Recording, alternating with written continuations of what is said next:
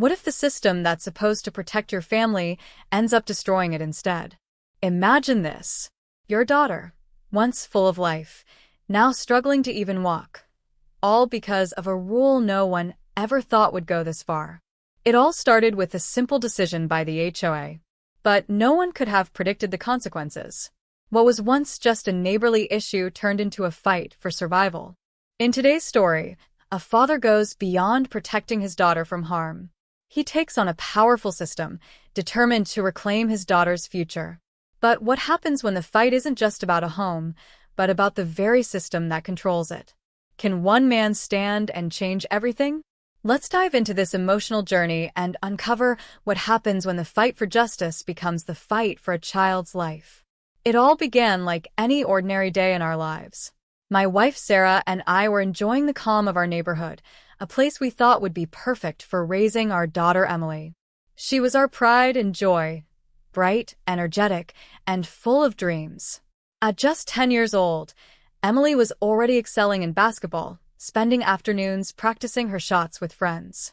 She had a beautiful voice and was eager to join the school choir. Life was perfect. Then came the first communication from the Homeowners Association, the HOA. It seemed harmless at first, a new rule about noise restrictions after 9 p.m. The letter explained the importance of maintaining peace in the community, and we thought it was a small inconvenience. The new regulation didn't seem to affect us directly, and we moved on with our lives. But that would soon prove to be the beginning of a chain of events that would change everything. As the weeks went by, more rules followed, each one seemingly more restrictive than the last. At first, it was about the noise. Then it was about where we could park, what color flowers could be planted in the garden, and how late we could play music. While these rules initially felt like minor inconveniences, they began to build up, creating pressure on our daily lives. But nothing prepared us for the day when we realized that the changes weren't just inconveniences. They were starting to affect Emily in ways we couldn't understand. It was a Wednesday afternoon when I came home from work to find Emily sitting silently in the living room, her head lowered. Her usual enthusiasm was gone, replaced by a quiet exhaustion that seemed out of place for a girl her age. She had bruises on her arms, and her uniform was wrinkled, as if she hadn't even bothered to change after school. "What happened?" I asked, kneeling beside her. Emily looked up, her eyes red and tired. She hesitated, then told me that she could no longer participate in the after-school basketball practice.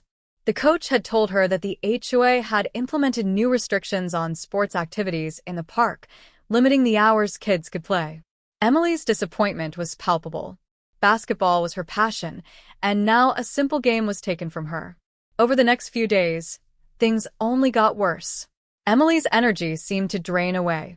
She started avoiding her friends, no longer interested in singing or playing basketball. Her body grew frail, and she became more withdrawn, which we initially chalked up to stress from school. But something wasn't right. It wasn't until a visit to the pediatrician that we learned the truth. After several tests and an MRI, the doctor diagnosed Emily with a stress-induced condition, chronic fatigue syndrome. Her body was reacting to the constant pressure of living under the new rules set by the HOA. The situation was worse than we thought. Emily was physically and emotionally exhausted. Her condition was linked directly to the stress caused by the oppressive atmosphere at home and in the community. I couldn't believe what I was hearing. My daughter, the girl who once dreamed of becoming a basketball player and a singer, was now fighting a battle she shouldn't have had to face. Her illness wasn't just a random accident. It was the result of a system that had made her life unbearable. All for what? A few extra rules to maintain peace in a community. That day, I made a promise to myself and to Emily. I would do whatever it took to get her life back. No rule or system would ever again take away her happiness. Little did I know, that promise would lead me into a battle that would not only change our family's future, but also challenge the very foundation of our community. As the weeks passed, Emily's condition only seemed to worsen. What began as minor fatigue soon escalated into something far more serious. She was constantly tired, unable to get out of bed without feeling completely drained. Her once energetic nature had transformed into a quiet lethargy. Every day, I watched as my daughter's life shrank in front of me, her once ambitious dreams slipping further away with every passing moment. The doctors were baffled. They couldn't understand how such a healthy, active young girl could deteriorate so quickly. But as we delved deeper into the situation, it became painfully clear the HOA's restrictions weren't just limiting noise levels in the neighborhood or regulating parking spaces, as they had initially claimed. They were beginning to dictate every aspect of our lives. Every outdoor activity Emily loved was being affected: school sports, after-school programs, even just playing with her friends in the park. The restrictions piled up, one on top of the other, suffocating the joy from our family's life. The once vibrant and supportive community we had moved into had become a prison. We began to see the pattern. The HOA's decisions were systematically crushing the things that brought Emily happiness. We had gone from minor inconveniences, like parking restrictions or excessive noise regulations, to major impositions that affected every aspect of our lives. But what was worse, no one seemed to care. Our neighbors didn't seem to notice how these rules were impacting us. The HOA board members, powerful and unyielding, appeared indifferent to the consequences of their actions. To them, this was just another set of regulations, another checkbox to tick off in their pursuit of an ideal neighborhood. But to us, it was far more than that. It was the destruction of our daughter's life. One afternoon, I took Emily out for a walk to try to cheer her up. I watched her struggle to walk for more than a few minutes, without needing to rest. She had always been so active, so full of life. Yet now she could barely muster the energy to keep moving forward. Her illness had taken such a toll on her, both physically and emotionally. We walked past the local park, the one that had once been a refuge for her, a place where she spent hours practicing basketball, running around with friends, or simply enjoying the fresh air. But now the park was empty, the courts unused, the grass unmowed. It hit me like a punch to the gut. This wasn't just about my daughter anymore. This wasn't just about one family being affected by a set of rules. The entire community was being held hostage by an overbearing system that seemed indifferent to the suffering it was causing. I felt helpless, angry, and powerless all at once. How could something so seemingly small have such a devastating impact on our lives? That night, I stayed up late going through the HOA's rules and regulations. I reread every single letter, every warning. I looked at the clauses, the fine print, and the footnotes. The more I read, the angrier I became. I had a gut feeling that something more sinister was happening behind the scenes. These weren't just harmless community rules. They were deliberately restricting the life of every single person in this neighborhood. The HOA wasn't just focused on noise or aesthetics anymore. They were dictating how we could live our lives, what we could do, and when we could do it. The more I thought about it, the clearer it became. If I didn't act now, I would lose my daughter forever. Her spirit, her dreams, everything would be crushed. I couldn't let this happen. I couldn't sit back and watch as the system destroyed my family. So, I took the first step. I gathered every shred of evidence I could find. I started documenting every instance where the HOA's restrictions had directly affected Emily's life. I spoke to neighbors, some of whom had also been affected, but many of whom had remained silent, too afraid to speak out. I contacted legal experts, trying to understand what rights we had as residents and how we could fight back. It was overwhelming at first, the legalities, the paperwork, the looming fear of retaliation from the HOA. It all seemed like too much. But I pushed on. Emily was worth it. I couldn't do this alone. I reached out to local advocacy groups and started educating myself on tenant rights and homeowners associations. The more I learned, the more I realized just how widespread this issue was. We were not the only family suffering. There were others. Dozens of families who were silently enduring the same struggles, afraid to speak out for fear of being fined, evicted, or blacklisted. And so, the fight truly began. Not just for Emily, but for all of us. For the freedom to live our lives without fear of a system that had grown far too powerful. Was where, when das System, das den Family Schutzen soll, sei stattdessen zerstört? Stell dir vor, den Tochter, einst Voller Leben, kämpft nun damit, überhaupt noch gehen zu können, UNDs war wegen einer Regel, MIT der Niemann Gemels so weitreichend Folgen erwartet hat. Alles begann MIT einer scheinbar einfachen Entscheidung des Verwaltungsverbands, HOA. Doch Niemann konnte die Konsequenzen voraussagen. Aus einem Nachbarschaftsproblem wird ein Frage des Überlebens. In dieser Geschichte geht es einen Vater, der nicht nur seine Tochter beschützt, sondern sich gegen ein machtiges System stellt, entschlossen, ihre Zukunft zurückzugewinnen. Doch was passiert, wenn der Kampf nicht mehr nur ein Zuhaus geht, sondern das ganze System, das dieses Zuhaus kontrolliert? Kann ein einzelner Mann wirklich etwas verändern? Lass uns auf diese emotional Reis eintauchen die herausfinden, was geschieht, wenn der Kampf Gerechtigkeit zum Kampf das Leben eines Kindes wird. Es begann an einem ganz normalen Tag in unserem Leben. Meine Frau Sarah ich genossen die Ruhe unseres Viertels, einen Ort, den wir für ideal hielten, unsere Tochter Emily dort großziehen. Sie war unser ganzer Stolz unser Glück, lebhaft, voller Energie Traum. Emily war gerade einmal ein Jahr alt, aber schon jetzt ein talentierte Basketballspielerin. Sie verbracht ihr Nachmittag damit, Korb zu üben MIT-Freunden zu spielen. Ihr Stimme war wunderschön, sie freut sich darauf, dem Schulker beizutreten. Das Leben war perfekt. Dan erhielt uns die erste Nachricht vom Homeowners Association, Kurs HOA. Am Anfang wirkt harmlos. Eine neue Regel zur Lärmbegrenzung nach 21 Uhr. Der Brief betont die Wichtigkeit von Ruhe in der Gemeinschaft, wir dachten, dass dies nur ein klein Unannehmlichkeit sei. Die neue Regel schien uns direkt nicht zu betreffen, also machten wir weiter MIT unserem Alltag. Doch bald zeigt sich, dass dies erster Beginn einer Kette von Ereignissen war, die alles verändern wird. MIT den Wochen folgten immer mehr Regeln.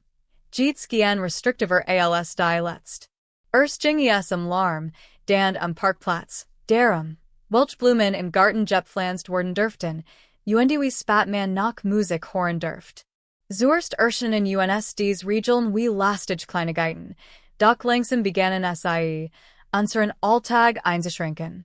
Doch nix bereitet uns darauf vor, dass dies Änderungen Emily auf ein Weis beeinflussen werden, die wir nicht verstanden.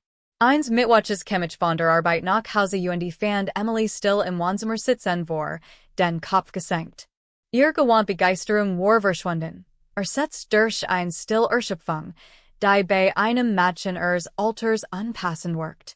Sie hat blaue Flecken in den Armen, ihr Schuluniform war zerknittert, als hat seit der Schule nicht gezählt. Was ist passiert? Fragt ich nicht Michigan neben sie. Emily hab ihren Blick, rajweint müde. Sie sagt, dann erzählt mir, dass nicht mehr an Basketballtraining nach der Schule teilnehmen dürft.